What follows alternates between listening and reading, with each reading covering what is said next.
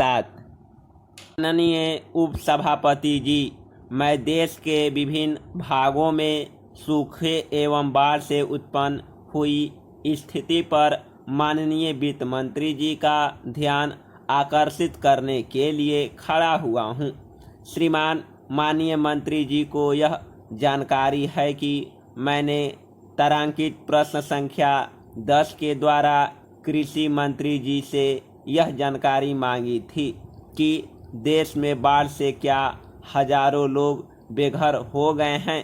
यदि हाँ तो उनका ब्यौरा क्या है, यदि नहीं तो उसके बारे में भी स्पष्ट जानकारी दी जानी चाहिए।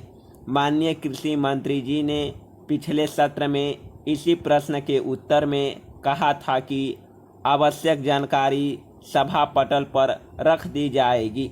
क्या मंत्री जी यह बताएंगे कि वह जानकारी अभी तक क्यों नहीं सदन के पटल पर रखी गई?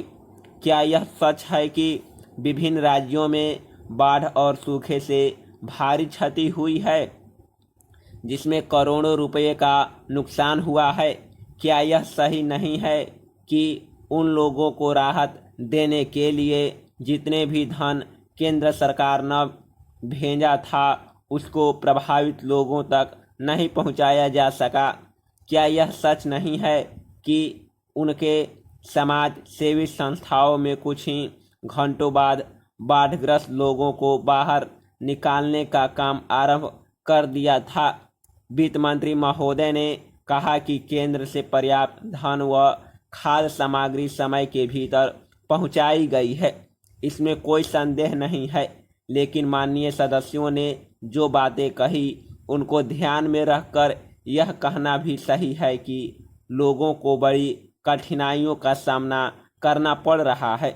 इसमें शक नहीं है कि लोगों ने बहुत हिम्मत और साहस के साथ इस मुसीबत का सामना किया है। लेकिन प्रश्न यह है कि जिसका सब कुछ खो चुका है उसको फिर से बसाने के कार्य में तो उसको सहायता देना सरकार का कर्तव्य है। प्रधान जी महोदय ने स्पष्ट शब्दों में कह दिया था कि तुरंत राहत कार्य शुरू किया जाना चाहिए। इसमें कोई शक नहीं कि राहत कार्य तुरंत शुरू किया गया, जैसा कि कई माननीय सदस्यों ने स्वीकार किया। बाढ़ग्रस्त इलाकों को देखने के लिए तुरंत प्रधानमंत्री महोदया, गृह राज्य मंत्री, उप मंत्री, रेल मंत्रालय ने उप मंत्री तथा अनेक संसद सदस्य भी गए थे। पिछले 2 सत्रों में इसी सदन में बाढ़ और सूखे की समस्या पर तारांकित प्रश्न के उत्तर में कृषि मंत्रालय में उप मंत्री ने यह बताया था कि बाढ़ की समस्या को हल करने के लिए एक योजना केंद्रीय स्तर पर बनाने के बारे में राज्यों की सरकारों से विचार विमर्श चल रहा है। लेकिन सूखे का जहां तक प्रश्न है वह तो वर्षा पर निर्भर करता है। मैं सदन का ध्यान इस ओर आकर्षित करना चाहता हूं कि बाढ़ और सूखा तो इतने बड़े देश में कहीं न कहीं किसी न किसी राज्य में होना असंभव बात नहीं है। प्राकृतिक विपत्तियों तो आती ही रहेगी, लेकिन उनका सामना किस प्रकार से किया जा सके इसका हल निकाल